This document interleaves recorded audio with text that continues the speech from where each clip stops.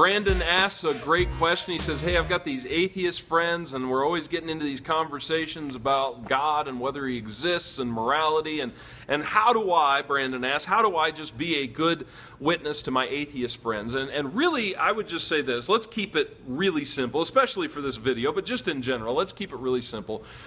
God only offers, throughout Scripture, only really one proof of his existence. There isn't like 14 points that you'll find in Scripture. It's just one proof, but I'm going to argue that it's really the only proof that a person would need. And that proof is kind of summed up in Romans chapter 1, verse 20. It goes like this, Romans 1:20, For since the creation of the world, God's invisible qualities, his eternal power and divine nature have been clearly seen, being understood from what has been made, so that people are without excuse.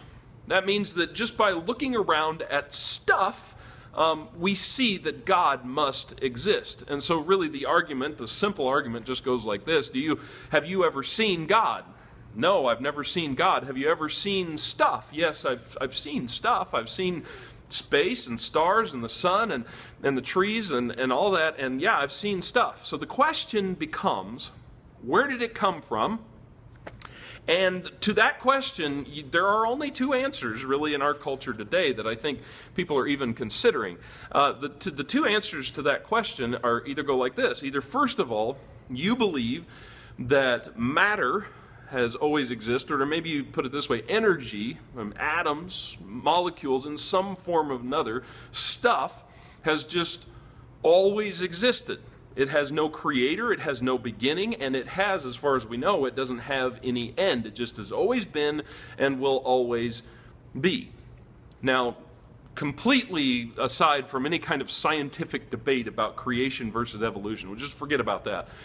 Just go, that's a big faith step, right? Isn't that a huge faith step to say, yes, stuff has just always existed, it has no creation, it has no beginning, and it has no end. So that's your first faith option. The second faith option is to go, then I believe that there is a God who has always existed and who will always exist. He has no beginning, and he has, as far as we can tell, he has no end. He is the personality, the one who has created everything that is, and he has a will and he has a plan.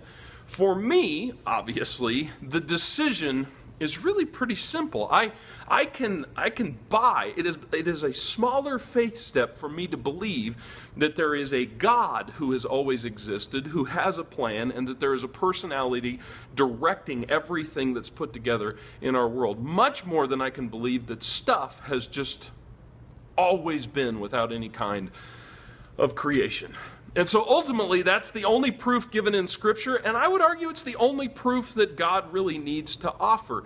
So ultimately, Brandon, when you ask the question, how do you be a good witness?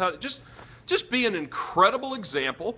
Just be who Jesus called us to be in Scripture. And when you have these conversations, remember, you don't have to defend God. God's not asking you to defend him. He's not asking you to prove him. His case is being made every time we wake up in the morning, every time there's a sunrise and every time there's a sunset, every time you walk outdoors, every time you hold a baby in your arms, every time you see something amazing in creation. God is making his case, and he really doesn't need us to make any more proof for his existence.